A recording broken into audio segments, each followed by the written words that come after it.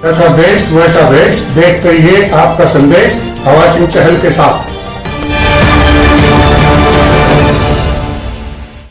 Hello दोस्तों, नमस्कार। मैं हवा सिंह चहल, संपादक आपका संदेश।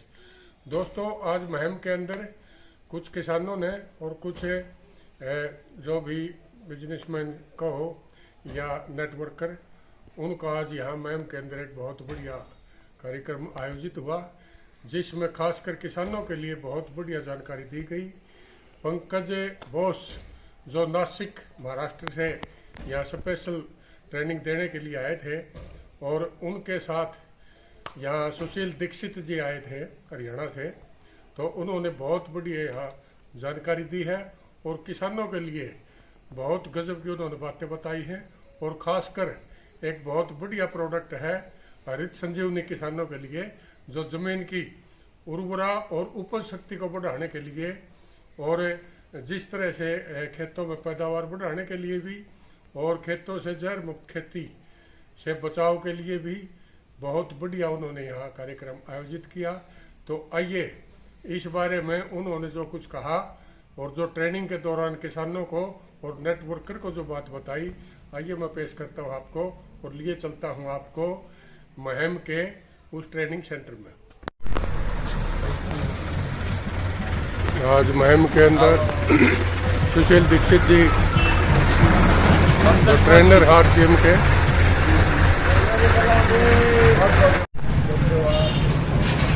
पंकज बोस जी हमारे बीच पहुंच चुके हैं। आरसीएम की टीम यहाँ सुशील दीक्षित जी का स्वागत करते हुए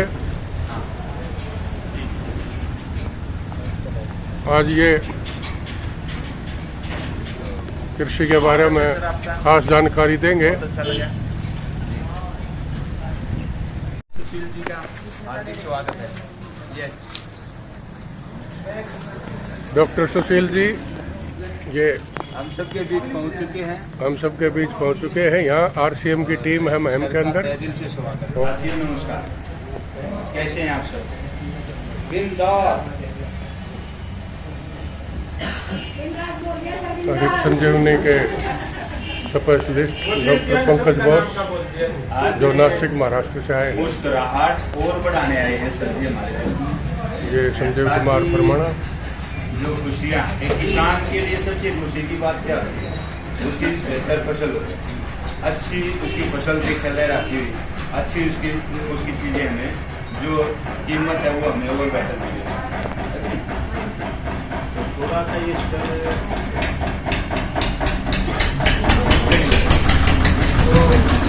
आप सभी का स्वागत है। और आज स्पेशल प्रोग्राम में हम जिला सरकार लेवांगे, ताकि एक स्पेशल ट्रेनर है नासिक से जो हमारे बीच पहुंचे पंकज बोस जी। आज हमारी जमीन कितनी खराब होने लग रही है, दिन प्रतिदिन हम देख रहे हैं बंजर जमीन खत्म होने लग रही है। जो जमीन हम सोचते हैं उसी पैदावार हमें नहीं मिल रही है, क्या कारण है और हम उससे फायदा बिजनेस में कैसे उठा सकते हैं। अभी एक रिपोर्ट थी, पंजाब में 25-30 किलो में बाउंड्री लगा रखी है, अगर इस जमीन को कैंसर होगी, मतलब उसके अंदर तो निकल भी नहीं सकता। क्या कारण है, ऐसा क्यों है? हम जो पैदा चाहते हैं उससे ज्यादा हमारा घर में हमारा उससे फसल का खर्चा हो जाता है। तो उन सब का हम कैसे फायदा उठा सकते हैं, कैसे उसकी बेनिफिट हम उससे ले सकते हैं। और मैंने खुद देखा है, सर को हमने नासिक में देखा था, बहुत बड़े जबरदस्त तरीके से सर ने जो बातें बताई हमें, वो आज तक कुछ का हम फायदा मिला हमें। और ये फायदा कैसे हमें उठाना है, कैसे हमें वो मिल सकता है, हमें लास्ट तक बिल्कुल पूरा ध्यान अपना यहीं पे रखना है। आप सब डेफिनेटली अभी जो संजीव जी ने बातचीत की वो बहुत शानदार है, लेकिन कहना और करना दोनों बातों में बहुत फर्क है। और अक्सर आप लोग जैसे रूबरू होते रहते हैं, तो मैं बहुत ज्यादा बातचीत ना करते हुए डायरेक्ट सर से रिक्वेस्ट करता हूँ वो आए और हमें बहुत शानदार ट्रेनिंग दें। प्लीज पंकज बोस जी,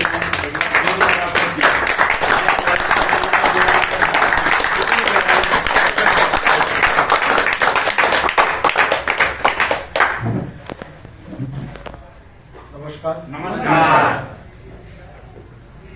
आज का ये प्रोग्राम खासतौर पे किसान भाइयों के लिए है और हमारे पास जो उत्पाद हैं, प्रोडक्ट्स हैं, वो अभी अपन चर्चा करेंगे वो क्या काम करता है, वो क्यों जरूरी है और उसको इस्तेमाल करने से क्या होगा, इसके ऊपर आज चर्चा करेंगे। तो यहाँ पर ऐसे कितने लोग हैं जो आरसीएफ में ज्वाइन नहीं है, थोड़ा हाथ खड़ा करेंगे। जो जुड़े हुए नहीं हैं, लगभग सारे ज्वाइन करते हैं। चलो ईश्वर का लाख लाख शुक्र है कि कम से कम आप लोगों को आरसीएफ के प्रोग्राम का जो एक मर्यादा है वो तो मालूम है। क्योंकि मैंने यहाँ पर ये देखा है कि जो आरसीएफ में ज्वाइन नहीं होता है 90% देखना प्रोग्राम चलते हुए वो उठ के चला जाएगा, क्योंकि उसके किसी मतलब का है नहीं और ऐसे लोगों को बुलाना भी नहीं चाहिए मेरे हिसाब से। सबसे पहला ये है कि आपको ये समझना पड़ेगा कि ये प्रोडक्ट जो हम खेतों के लिए बनाए उसको क्यों इस्तेमाल करना जरूरी है ना। आरसीएफ ने इसको क्यों लाया, क्या उद्देश्य था डीसी छाबड़ा जी का, ये सब चीजों के विषय में बात करेंगे। और माफ करना आरसीएफ वाले जो नहीं है वाली बात मैंने बोली वो ये है कि उनके अंदर गंभीरता नहीं रहती। 90% 100% तो वो यही समझते हैं कि ये लोग बकवास करते हैं।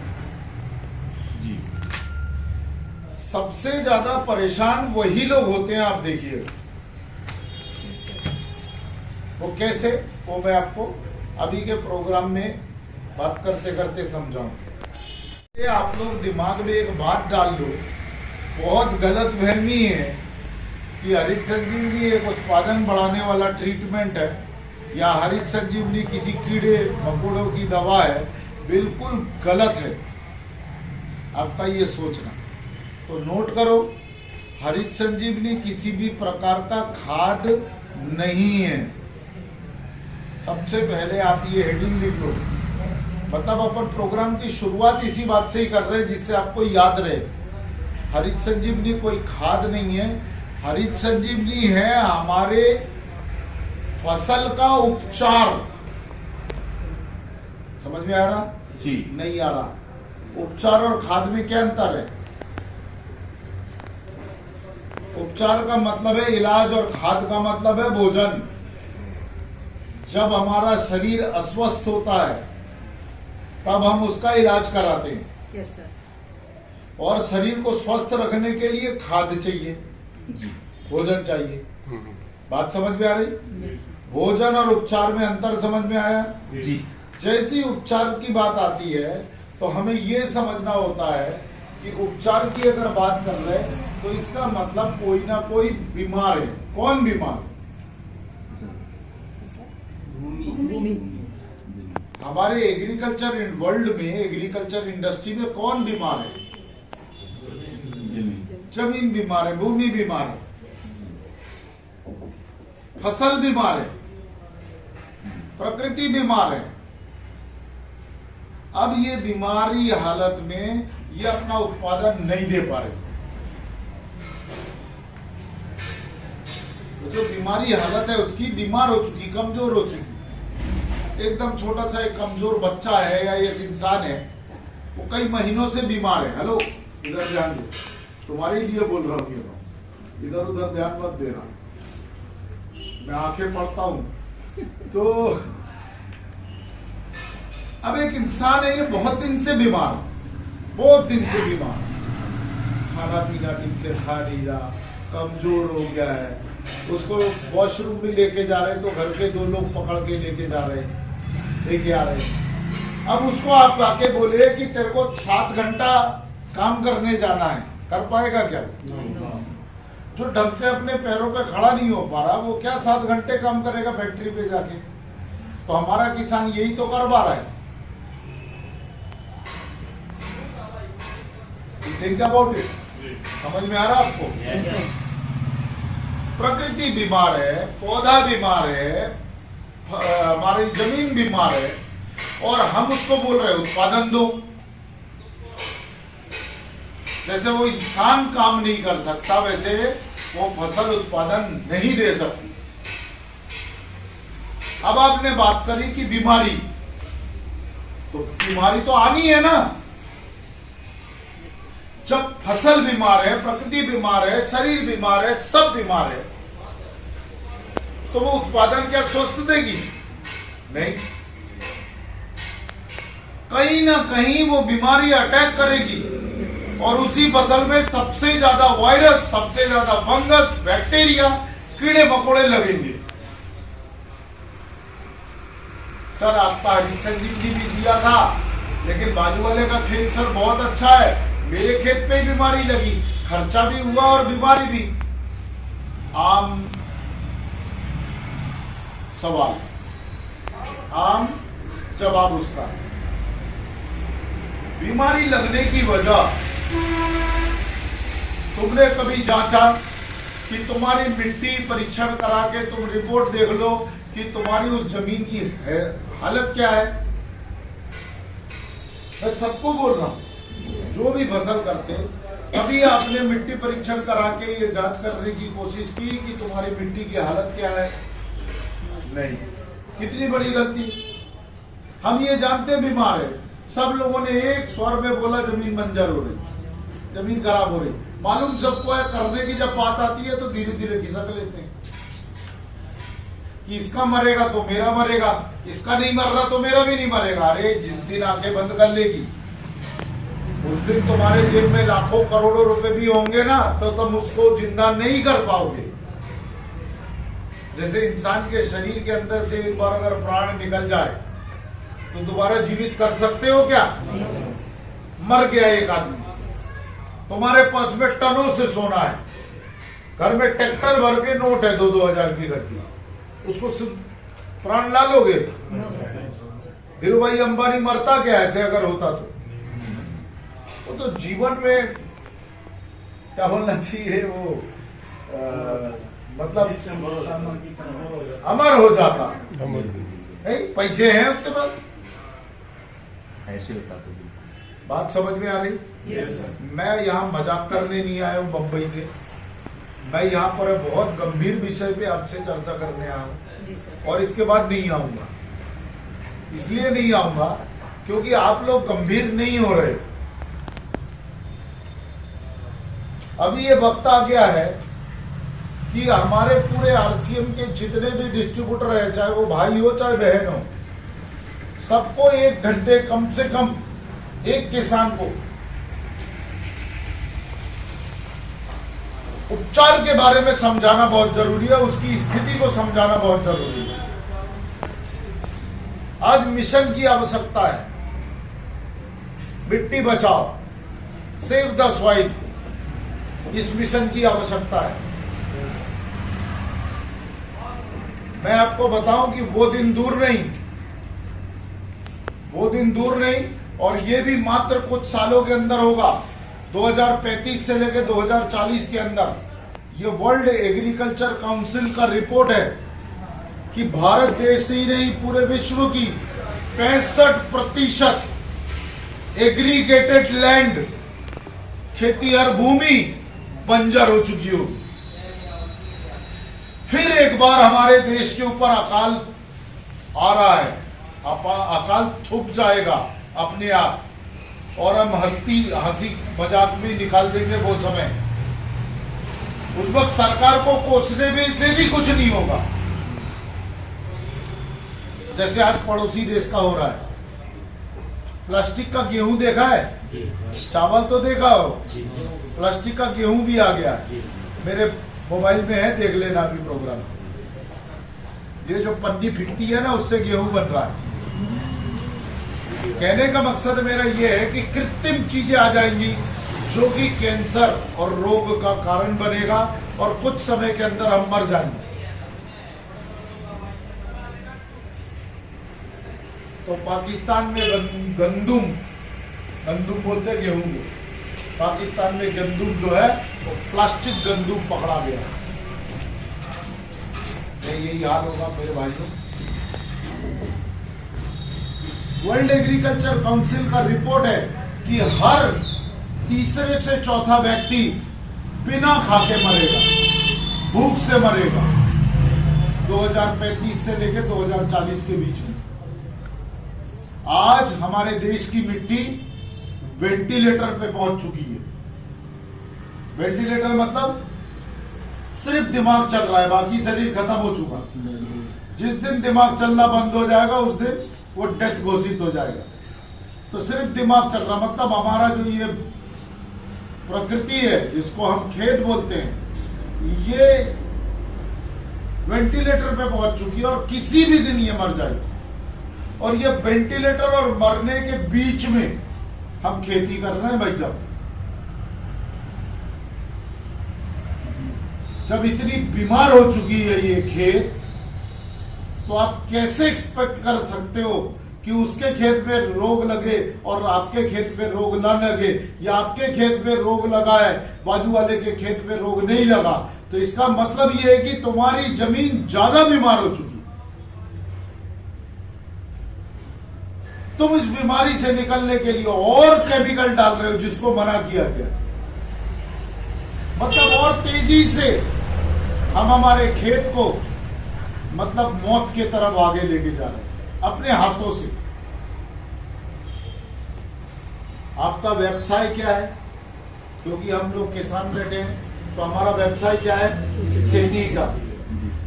जब हमारा व्यवसाय हमसे छिन जाएगा, जब दाना पानी हमको नहीं मिलेगा, तो हम जीवित कैसे रहेंगे? You think about it. आप सोच के देखो। आपके आरसीएम में भी जो प्रोडक्ट आते हैं उसका 80% प्रोडक्ट प्रकृति से आ रहा है। Yes sir. बंद हो जाएगा वो। फॉर एग्जाम्पल गुड डॉट कहां से आता? सोयाबीन से आता। सोयाबीन कहां होता? टाटा वालों की फैक्ट्री में, जमीन में होता ना। लेकिन जमीन ही तो मार दिया हमने, जमीन को ही तो मार दिया। अब ये होगा कहां? मतलब एक प्रोडक्ट बंद, ड्यूटी चार्ज बंद, तो फिर उसके भी मतलब 90% प्रोडक्ट नेचुरल है, बाहर से आ रहे हैं, वो बंद। तेल बंद। तेल कैसे मिल रहा? चीनी से, चावल से। तो चावल बंद क्योंकि फसल नहीं हो रही।